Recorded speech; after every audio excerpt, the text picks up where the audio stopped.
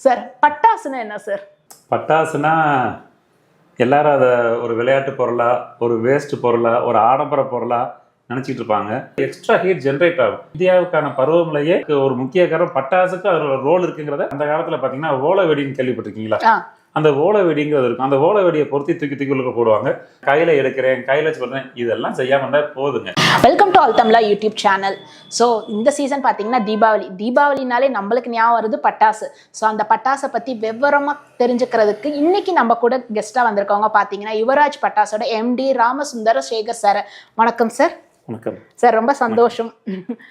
Sir, பட்டாசுன்னா என்ன sir?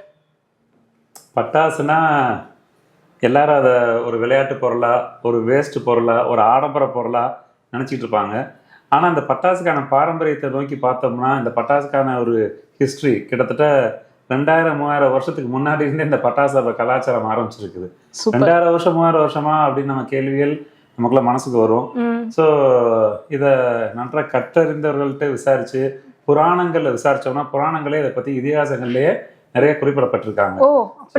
ஆமா, இது வந்து சுவாரஸ்யமான விஷயம். நம்ம இன்னைக்கு வர சும்மா வாட்ஸ்அப்ல வர மெசேஜஸ் மட்டும் பார்த்துட்டு போயிட்டு இருக்கோம். பட் ஆராய்ச்சி பார்க்கும் போது அதோட வரலாறு நமக்கு தெரிய வருது. ஒன்றும் இல்லை, உதாரணத்துக்கு எடுத்துக்கோங்களேன். நம்ம தீபாவளிக்கு, நம்ம தமிழ்நாடுனா தீபாவளிக்கு பட்டாசு வெடிக்கிறோம். இதே கேரளாலெல்லாம் பாருங்க, தீபாவளிக்கு பட்டாசு வெடிக்க மாட்டாங்க, விஷுக்கு வெடிப்பாங்க. இதோட பாரம்பரியத்தை பார்த்தீங்கன்னா நம்ம ஜாகிரபி நம்ம நாட்டுடைய ஜாகிரபியோட கலந்து இருக்குது. சித்திரை மாசத்துல பாத்தீங்கன்னா அரேபியன் சீல ஒரு சைக்ளோன் ஃபார்ம் ஆகும். ஜென்ரலாக வருஷம் நடந்துட்டு இருக்கக்கூடிய விஷயம். அந்த நேரத்துல வந்து கேரளா மாதிரி மலைப்பகுதி வந்து நல்ல குளிர் பகுதியா இருக்கும். அங்கிருந்த ஒரு மலையோ ஏதோ கொஞ்சம் ட்ரையான டைமா போயிட்டு இருக்கும்போது அந்த குளிர் பகுதியில விஷுவுக்கு வந்து பொங்கல் வைப்பாங்க. சித்திரை விஷுக்கு வந்து பொங்கல் வைப்பாங்க. பொங்கல் வைக்கிறது மட்டும் இல்லாம அது ஒரே நேரத்தில் பல இடங்கள் வைப்பாங்க. வைக்கும்போது ஹீட்டை ஜென்ரேட் பண்ணுறாங்க. இது இன்னைக்கு நேரத்தில் 1000 வருஷத்துக்கு முன்னாடி நடந்துட்டு இருக்க விஷயம். ஹீட்டை ஜென்ரேட் பண்ணுறதோட சேர்த்து அந்த ஹீட்டை மட்டும் பத்தாமல் வான வேடிக்கைகள் பட்டாசுன்னு கொளுத்தும் போது எக்ஸ்ட்ரா ஹீட் ஜென்ரேட் ஆகும். இந்த ஹீட் வந்து மேலே போய் ஒரு வேக்கம் கிரியேட் பண்ணி அங்கே இருக்கிற சைக்கிளோட ஸ்லோவாக உள்ளுக்குள்ள ஒரு புல்லாங்களோட வச்சு உள்ளே இழுக்கிற மாதிரி உள்ளுக்குள்ள இழுக்குது அந்த காற்றை. அந்த காற்று தான் அப்படியே கேரளா வழியா ஃபர்ஸ்ட் நீங்களே பாருங்க, ஃபர்ஸ்ட் மழை ஆரம்பிக்கிறது சித்திரை மாதம் கேரளா மழை ஸ்டார்ட் ஆகும். அந்த மழை அப்படியே சுற்றி மேலே போய் இமயமலையை போய் தொட்டு கடைசியில் தென்மேற்கு பருவக்காற்றாக நமக்கு தமிழ்நாடுக்கு வந்து சேரும். இது பண்டைய காலத்துல இருந்தே நம் மக்கள் இதெல்லாம் தெரிஞ்சே பல வான சாஸ்திரங்கள் தெரிஞ்சே இதெல்லாம் செஞ்சிருக்காங்க. அதுக்கு தகுந்த ஆதாரங்கள் பல புராணங்கள்ல இன்னும் இருக்குது. நம்ம பார்த்தா தெரியும். இதை ஜாகிரபிக்கலும் இது ப்ரூவன் ஆன விஷயம்தான். ஸோ அப்போ ஆரம்பிக்கிற மழை 1 மாசம் 1.5 மாசம் கழிச்சு சுத்தி வருது. இந்தியாவுக்கான பருவமழையே அதனுடைய செயல்பாடுலேருந்து வருது. அதுக்கு ஒரு முக்கிய காரணம் பட்டாசுக்கு அதோட ரோல் இருக்குங்கிறத தவிர்க்க முடியாத விஷயம். அது வந்து உண்மையான விஷயமும் கூட. ஸோ அதற்கு மேலே எடுத்துட்டிங்கன்னா ஜென்ரலாக பார்த்தீங்கன்னா விவசாயம் பண்ணுறாங்க பார்த்தீங்களா. பட்டாசை பொறுத்த வரைக்கும் நிறைய பேர்த்துக்கு வந்து காசை கறியாக்குறோம் அப்படிங்கிற ஒரு மாதிரி தான் ஸோ படித்தவர்கள் நிறையா சொல்லிட்டு இருப்பாங்க. பட் ஆக்சுவலாக விவசாய நிலத்துல விவசாயிகள் தை மாதத்தில் அறுவடை பண்ணி முடிச்சிருவாங்க. அதுக்கப்புறம் நிலத்தை காய விட்டுருவாங்க. அது காஞ்சிட்டு இருக்கும். அந்த நேரங்களில் ஜாஸ்தியாக அதில் ஆள் நடமாட்டம் இருக்காது. நிறைய புழு பூச்சிகள் விசர்ஜனங்கள் நிறையா இருக்கும். திருப்பி விவசாயத்தை ஸ்டார்ட் பண்ணும்போது அந்த இப்போ இல்லை, அந்த காலத்தில் பார்த்தீங்கன்னா ஓலை வெடின்னு கேள்விப்பட்டிருக்கீங்களா? அந்த ஓலை வெடிங்கிறது இருக்கும். அந்த ஓலை வெடியை பொருத்தி தூக்கி உள்ள போடுவாங்க. ஸோ தட் அந்த அன்வான்ட் விசர்ஜனங்கள் வெளியே போயிடும். அந்த லேண்டு ஆக்சுவலாக பட்டாசுல இருக்கிற கெமிக்கல்ஸ் வந்து உள்ளுக்குள்ள போகும்போது அதே ஒரு உரமா கன்வெர்ட் ஆகிக்கிடுது. பட்டாசை பொறுத்த வரைக்கும் அதில் மெயினாக பொட்டாசியம் நைட்ரேட் தான் யூஸ் பண்ணுவோம். அந்த பொட்டாசியம் நைட்ரேட்டுங்கிறதுனால அந்த பொட்டாஷ்ல இருந்து வரக்கூடிய நைட்ரேட், அந்த பொட்டாசியம் நைட்ரேட் இது. இந்த பொட்டாஷ் வந்து சாம்பலாகி தரையில போகும்போது அது ஆட்டோமேட்டிக்காக உரமாகவே மாறிடுது. ஸோ கிட்டத்தட்ட பார்த்தீங்கன்னா பட்டாசை வந்து அது பொல்யூஷன் சொல்றாங்களே, இல்லை, அது பல தருணங்கள்ல அது எல்லா இடங்கள்லையும் கிட்டத்தட்ட உரமாகவே கன்வெர்ட் பண்ணக்கூடிய ஒரு ஈகோ ஃப்ரெண்ட்லியான பொருள் தான் பட்டாசு. இந்த ஹிஸ்ட்ரி இந்த மாதிரி ஒரு சயின்ஸை ரிசர்ச் பண்ணி வெளியே சொல்றதுக்கான நாட்கள் ரொம்ப கம்மி. இப்போ இந்த மாதிரி நிறைய பட்டாசுனாவே ஒரு ஆடம்பர பொருள் பொல்யூஷன் அப்படின்னு சொல்றதுனால எங்க தரப்புல, அதாவது பட்டாசு தயாரிப்பாளர்கள், இந்த மாதிரி பட்டாசு தொழில் சார்ந்தவங்க இந்த மாதிரி ரிசர்ச்சர்ஸ் நிறைய ஊக்குவிச்சு இந்த மாதிரி தரவுகள் கொண்டு வராங்க. ஈவன் யூஎஸ்ல இருந்தாகட்டும், வேற நம்ம IITல இருந்து கூட நிறைய இதுக்கான தரவுகள் இருக்குது. அதெல்லாம் ரெடி பண்ணி இப்போ ஒரு பெரிய டாக்குமெண்டேஷன் ரெடி பண்ணிட்டு இருக்காங்க. சிவகாசி மாதிரி பகுதிகளில் தயாரிப்பாளர் சேர்ந்து ரெடி பண்ணிட்டு இருக்காங்க.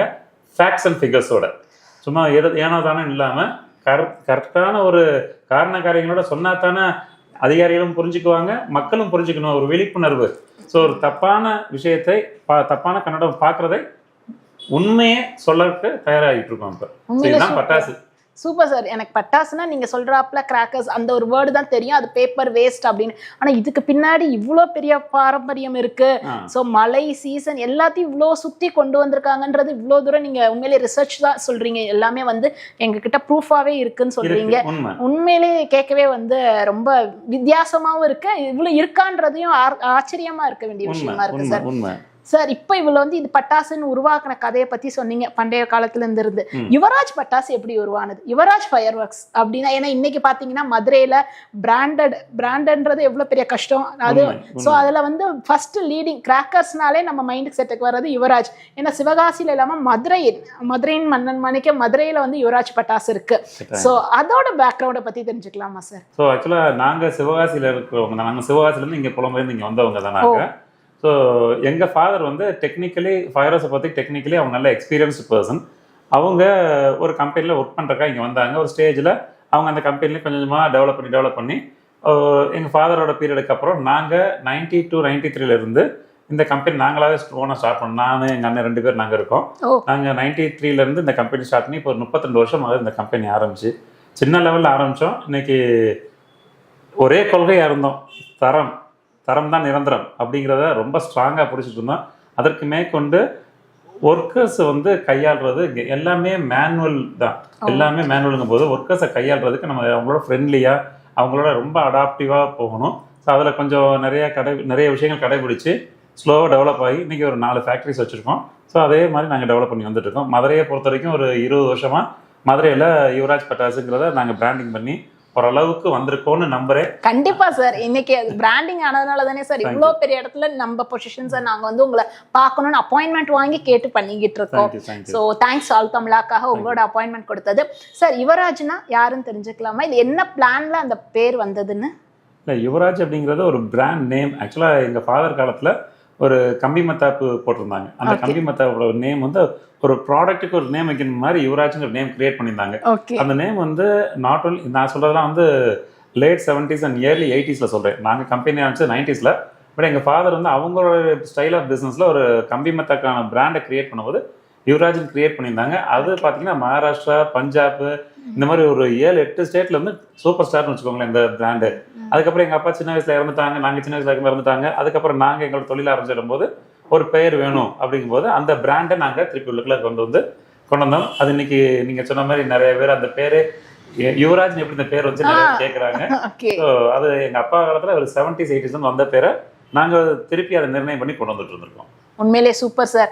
அப்பாவோட அதை எடுத்து இவ்வளோ தூரம் பெரிய நேம் ஆக்கி பிராண்ட் ஆக்கிக்கிட்டு இருக்கீங்க. ரொம்ப ரொம்ப சந்தோஷமா இருக்கு சார். இப்போ வந்து எல்லாத்துலேயுமே வந்து பார்த்தீங்கன்னா பட்டாசு அப்படிங்கும் போது சேஃப்டி அதுதான் வந்து அடுத்த ஒரு பெரிய முக்கியமான விஷயம்.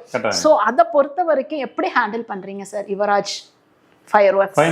ஃபர்ஸ்ட் நாங்கள் ஹேண்டில் பண்றோம்னு சொல்றீங்க, கேட்குறீங்களா நீங்க? எங்களை விட்டுருங்க, நாங்கள் வந்து மேனுஃபேக்சரர்ஸ். நாங்கள் நிறைய சேஃப்டி அஸ்பெக்ட்ஸ் வச்சுருக்கோம்.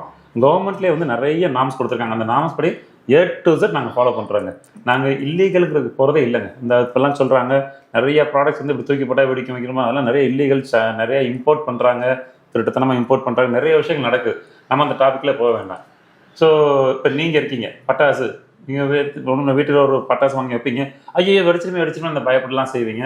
அந்த மாதிரிலாம் நீங்கள் இந்த பட்டாசை பொறுத்த வரைக்கும், அது இந்திய பட்டாசை பொறுத்த வரைக்கும் நீங்கள் எதுவுமே பயப்பட தேவையில்லைங்க.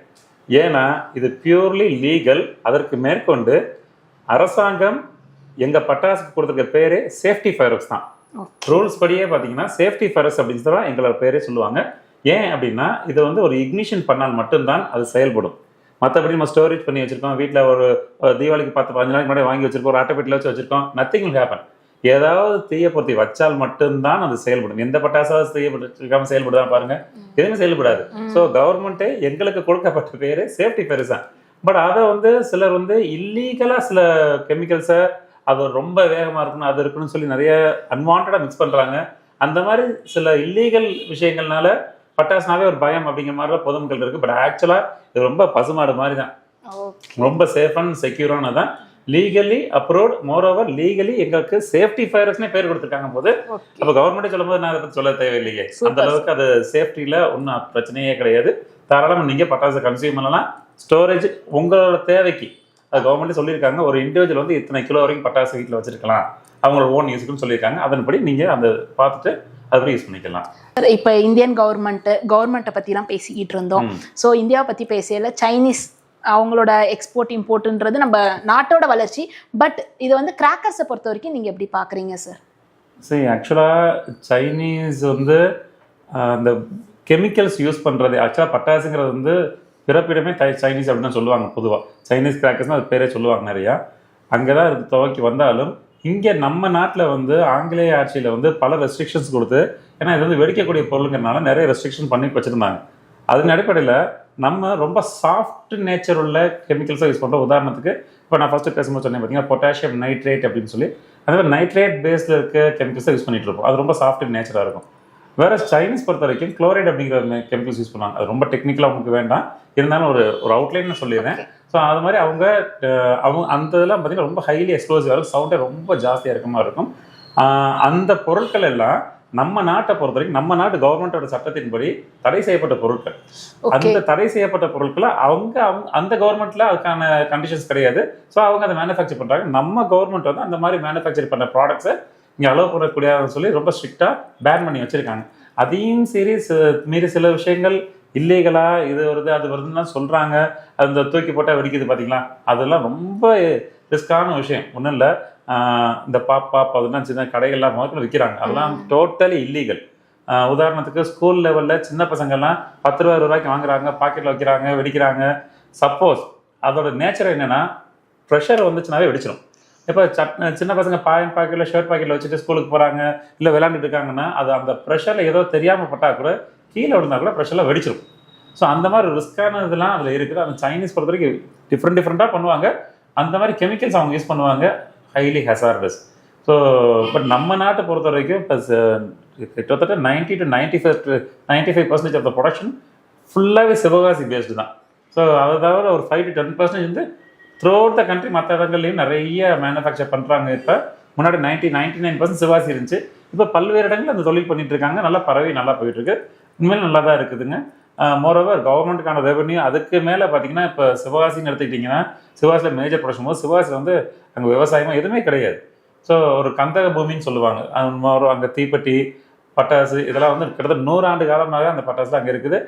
எம்ப்ளாய்மெண்ட் ஆப்பர்ச்சுனிட்டி பார்த்தீங்கன்னா கிட்டத்தட்ட டைரக்ட் லேபர்ஸ் மட்டும் 7-8 லட்ச ரூபா டைரக்டாக கம்பெனியில் ஒர்க் பண்ணுறாங்க.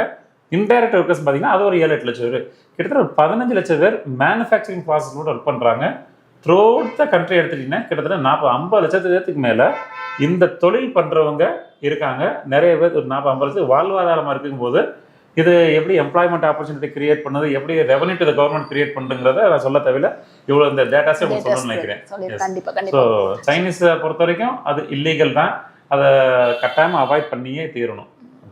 ஸோ புரியுது சார். ஆக்சுவலி இந்தியாவோட வளர்ச்சிக்கும் வந்து எம்ப்ளாய்மெண்ட்டாக பொறுத்த வரைக்கும் Indian crackers made by India அந்த இந்தியன் கிராக்கர்ஸை யூஸ் பண்ணால் நல்லது அப்படின்ற தாட்ல நீங்கள் சொல்ல வரீங்க சார். ஆக்சுவலாக வந்து பட்டாசு பார்த்தீங்கன்னா சீசனல் பிஸ்னஸ்.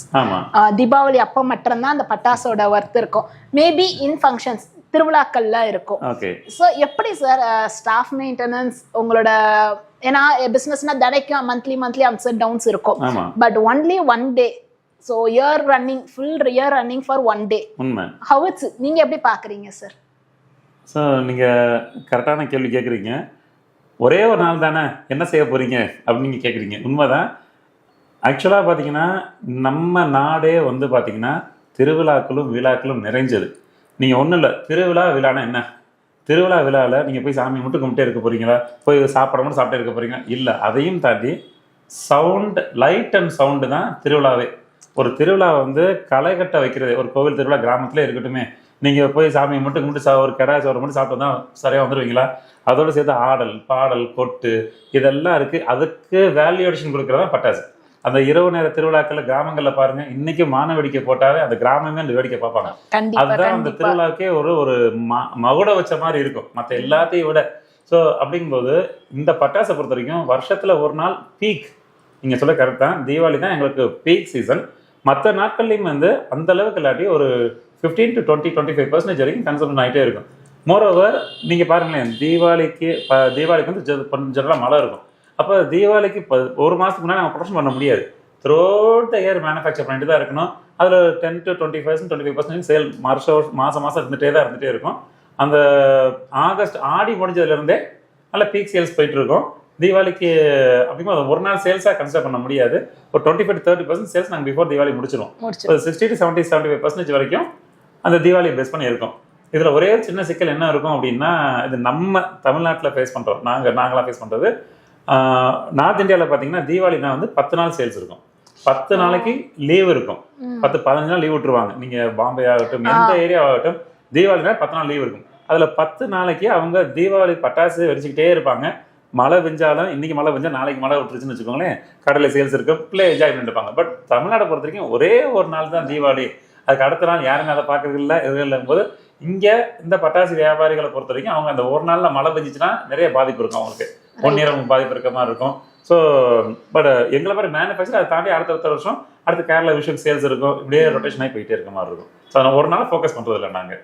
எனிவே சார் இப்போ வந்து பார்த்தீங்கன்னா இன்னைக்கு இருக்க பப்ளிக்கு கிராக்கர்ஸை எப்படி ஹேண்டில் பண்ணணும்னு ஒரு சின்ன சஜஷன்ஸ் கொடுக்கலாமா சார்? ரொம்ப சேஃப், ரொம்ப ஈஸிங்க. ஒன்றும் டென்ஷனே வேணாங்க. இதை எப்படி ஹேண்டில் பண்ணணும், இப்படி ஹேண்டில் பண்ணுமா, அப்படி ஹேண்டில் பண்ணுமா, அதெல்லாம் எதுவுமே திங்க் பண்ண தேவையில்லைங்க. பட்டாசை வாங்கி வைங்க. என்ன, விளக்கு பக்கத்தில் வைக்காதீங்க, அவ்வளோதான். விளக்குனா கீழே விழுந்துடக்கூடாது, அந்த மாதிரி பார்த்துக்கோங்க. அதே மாதிரி அவுட்டோரில் யூஸ் பண்ணக்கூடிய பட்டாசு அவுட்டோரில் யூஸ் பண்ணுங்க. எல்லா பட்டாசும் சங்கு சக்கரை இருக்கும் உள்ளுக்குள்ள வச்சு வீட்டுக்குள்ள வைக்கணும்னு நினைக்காதீங்க. அவுட்டோரில் வச்சு யூஸ் பண்ணுங்க. கம்மி மத்தாப்பை பொறுத்துட்டீங்கன்னா தண்ணியில் போட்டு நினச்சி விட்ருங்க. ஏன்னா கொஞ்சம் நேரம் கழிச்சு கூட அது ஆறாமல் இருக்கும். காலுக்குள்ள பற்றக்கூடாது. ப்ளஸ் அகைன் மெயினான திங் வந்து, ஏதாவது பட்டாசு வெடிக்காமல் இல்லாமல் இருந்துச்சோ அதை எல்லாம் போட்டு சொக்கப்பெல்லாம் கொளுத்துறேன், தென் கையில் எடுக்கிறேன், கையில் வச்சு கொடுறேன், இதெல்லாம் செய்யாமல் இருந்தால் போதுங்க. இது வந்து அதை ஏற்கனவே சொன்னேன்ல, சேஃப்டி பேசும்போது இதை யூஸ் பண்ணுறதுக்கு பெருசாக பயப்படலாம் தேவையில்லைங்க. பெருசாக தீபாவளியை வச்சுக்கணும், அதை வச்சுக்கணும், அதெல்லாம் நத்திங் டூயிங். நான் ஆண்டாண்டு காலமாக பட்டாசு யூஸ் பண்ணிட்டு இருக்கோம். என்ன பிரச்சனை இருக்குது? எதுவுமே பிரச்சனை இல்லை. ஸோ பட்டாசை யூஸ் பண்ணுறதுக்கு பெருசாக நம்ம என்ன செய்யணும் ஒன்றும் இல்லை. பசங்களை நம்ம மேற்பார்வையில் பண்ண சொல்லுங்க போதும். விளையாட்டுக்கு ஒருத்தர் மேலே தூக்கி போட்டு அந்த மாதிரி இல்லாமல் பார்த்துக்க சொல்லுங்க. அவ்வளோ பேசிக் விஷயங்கள். அதனால அதுக்கு ரொம்ப நம்ம பப்ளிக் என்ன அவேர்னஸ் கொடுக்கணும், அது ஒன்றுமே இல்லை. Nothing, they can be free. So இந்த வருஷம் தீபாவளியை யுவராஜ் பட்டாசோட சூப்பராக கொண்டாடுவோம். ஸோ உங்களோட அப்பாயின்மெண்ட் கொடுத்ததுக்கு ரொம்ப ரொம்ப நன்றி சார். தேங்க்யூ. நன்றிங்க.